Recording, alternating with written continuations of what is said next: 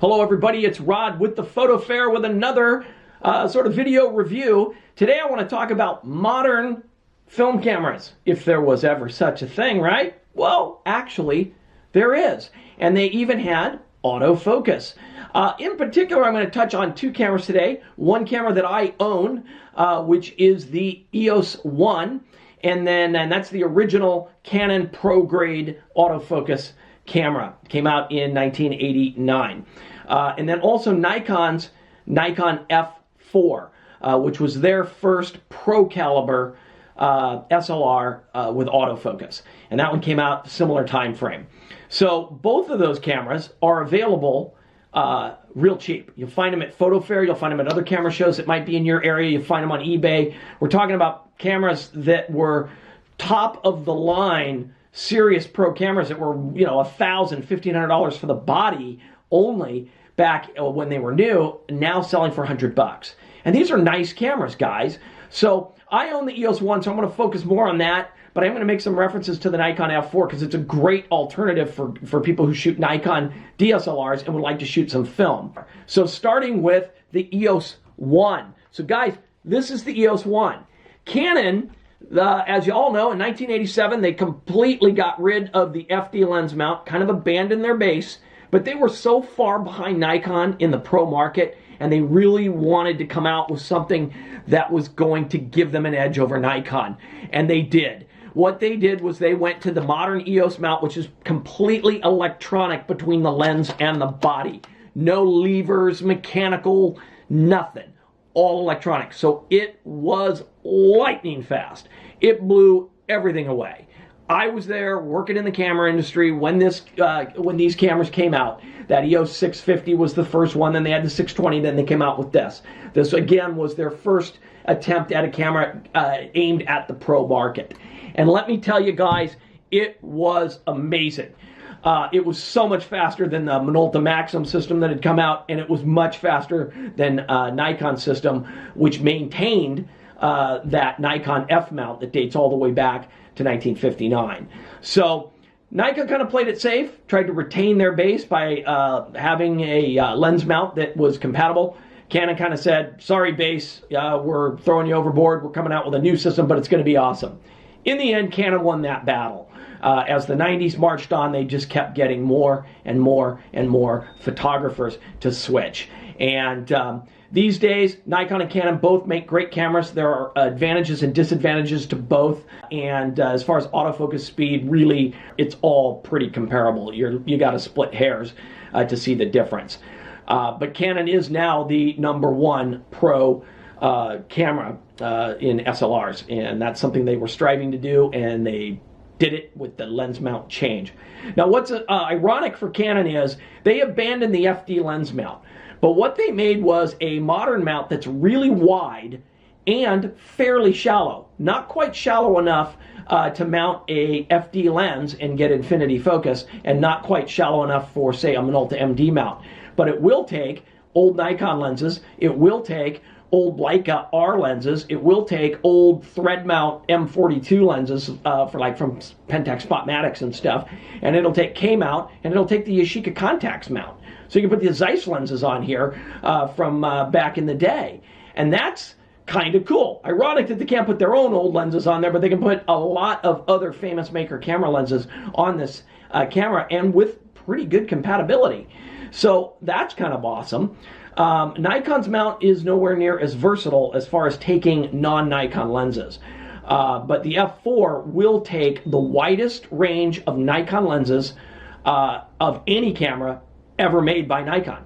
So what I mean by that is the Nikon F4 had the little flip down piece so that you could use a non-AI lens on that camera, meaning you could go all the way back to 1959, mount an old school lens on the F4, and it would work. Stop down metering and manual focus, of course. And then you could use every lens all the way into the modern era, all the way up to current lenses that Nikon makes, with the exception of one series of lenses, which is their fully electronic lenses. So Nikon has some lenses that are like Canon that are fully electronically coupled. And those, I think they call them P lenses. I'll make a correction if I'm wrong in the notes below the video. Those will not really work at all on the F4. But that's it. Almost every other lens will work. So from 1959 right on up to the modern era, on an F4, you'll get autofocus, you'll get multi-pattern metering, nowhere near as good as modern multi-pattern metering, but better than center weighted, and it works pretty good. So Nikon users, the F4 is a fantastic camera, built like a tank. Nikon continued to push that heavy build, all metal construction, interchangeable viewfinders. They continued to push that all the way through the F5 before they settled in on the more sleek kind of camera like this. This was kind of modeled a little bit after Canon's very technically advanced Canon T90. That was the most advanced FD camera body ever made. And this kind of modeled after that with that sleek, flowing design. And if you look at this, honestly, it's not that different than modern digital cameras in the way that it looks. So Canon really had sort of a futuristic design element with this camera, and it caught on because almost every camera has that kind of futuristic design element. But Canon decided to abandon the whole idea of a system camera with interchangeable viewfinders and all of that. They just said, all right, we're just going to let Nikon have that. And Nikon did for the whole decade of the 90s. I always liked Canon when they went to this camera is that they put the wheel here on the back. It's a thumb wheel. And I always love that. It's just so intuitive in the way that it works. For me, I use that as exposure control. So if I need to go over or under what I think the meter is choosing, I just whip that wheel left or right, and it's really fast. And in the viewfinder, it's got a little scale off there so I can see how far either way I'm going. So that's kind of nice. The EOS will take all of the Canon lenses ever made from 1987 on. If you've got old FD glass, it's not going to work effectively on here. You're either going to give up infinity focus, or you have to put an adapter in there with optics, and what's the point of that? I use Canon EOS lenses or a wide variety of non-Canon old school lenses. I want to show you a couple of those right now. Here's heavy irony here. This is a Nikon 105 f2.5 lens. I wrote a blog review of this lens a couple of years ago. This is kind of the benchmark quasi semi-pro portrait lens that Nikon made for decades and decades and decades. And it really is kind of the gold standard in that 100mm class lens. 105 f2.5, it's sharp, it's contrasty, it's just a great, great lens. And I can use that lens on this camera. Right here on this Canon camera. Now, of course, you can use it on a Nikon camera. If you put it on a Nikon F4, it does everything that the F4 is capable of doing except autofocus. On the Canon, you're going to have some limitations to what you can do. You're going to get aperture priority automatic, or you're going to get manual, okay? And of course, manual focus.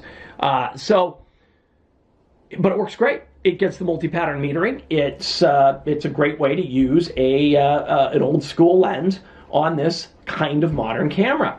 So that's kind of clever. I like that.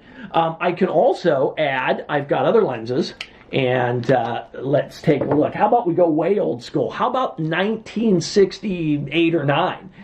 Pentax Super Takumar 135 f2.5. It's a screw mount, so it worked on cameras like the Spotmatic. And it goes right on my Canon camera right here. Ta-da! There it is. Just like the Nikon, it's going to be stop-down metering, and it's going to be manual focus, aperture priority automatic, or manual exposure. So it works great. It works fantastic. So I like that. I like that I can use some old school glass on this modern camera body. And I can also use my modern Canon EOS lenses, including all my L lenses, on this camera, and just get fantastic pictures on film. Those modern digital lenses, the modern L series lenses, they are sharper than the film. So you're going to get just beautiful results on film with those lenses. Also, there's some glass, some exotic glass that's come out here recently, like the Irix 11mm. I just got this lens. The IRIX 11mm, it's a rectilinear lens. It's the widest rectilinear lens available for an SLR in the world. Canon does have a zoom lens that goes down to 11 rectilinear as well, the 11 to 24L. So those would be tied for the widest lenses. This lens goes right on that body. And this lens, it's manual focus, but it's got the full electronic coupling for the EOS. So I get all the modes that the camera offers on either a modern digital like my 5D Mark III or on this old EOS 1. So I can use that lens on there. So I got a lot of options with this old EOS 1. Interestingly enough, if you're going to go with Nikon, the F4, you can mount that modern IRIX lens on the F4 as well, because it has the proper coupling for the Nikon DSLRs. So it will go on there and work on an F4 as well. So that's kind of cool. So I really like that. I like that I have a wide variety of modern lenses, and I can use the old school lenses, and I'm shooting film, but I'm getting a camera that's fast and easy to use. So on the Canon, and this is where the Canon's going to have a big advantage over the Nikon. Canon's autofocus in the early days was notably quicker than Nikon. Faster, more accurate, it was just better in every way. Okay, sorry Nikon, it's just the way it was. That's not necessarily the case today, but it was back then. If you're going to use autofocus lenses on this camera, I would use these old cameras in the one-shot autofocus mode. So I would not use the servo mode on this camera. The servo back then wasn't very good. It definitely didn't have any kind of effective tracking. But this thing focuses right now, okay? It's pretty fast. Not quite as fast as the modern ones, but pretty good. And so you can really use the autofocus on this. You can go out and shoot whatever you want to shoot with film and not give up that spontaneity of being able to just point that camera, bam, get a picture. Okay, so it's a little noisier, okay? You hear that, right? It's kind of noisy. But that's just the way it is. That's the way it was with SLRs back in the day. There's no silent mode on this camera like you get with the modern cameras. But it is pretty quick. Right out of the box without the booster drive, you're going to get roughly 2.5 frames per second, I think is what it is. You can put a booster on this thing that boosts the drive speed up to 6 frames as well if you're into that. With film costing what it costs these days, processing and so on, you might want to rethink that, whether you really want to shoot at 6 frames per second or not. Awesome, fun way to shoot old school film with a kind of modern camera. Here's the thing. You can buy these cameras, these EOS 1 camera bodies, for about $100. If you get the N model, which was a little bit updated, refreshed version of this camera, you might pay $150. I mean, the F4 is a beautifully made camera, and to sell one of those for $100, it just seems sacrilegious. But $100, $150 for an F4, a real clean one might be more. But wow, you go out there and you shoot a legendary camera in either the Canon EOS 1 or the Nikon F4 for really just chump change. Why not? Why not buy one? Just go buy one of those things. There's plenty of them out there. You'll see them at our PhotoFair. You'll see them at camera shows all across the country. You can hold them, feel them, see how they work, ask questions about how they operate. Most of the guys at these camera shows are real smart guys, been around a long time. They remember when these things were in their prime. And then, buy it, walk out the door with it. Or if you don't have camera show in your region, go on eBay. You'll find these things, like I said, $100, $150 for what was a $1,500 or $2,000 camera body back in the day. It's just wow. It's amazing the quality that you get and the modern usability that you have shooting film. And film has a very cool, unique look to it. You can shoot black and white with these things if you want. You can shoot color, whatever you want.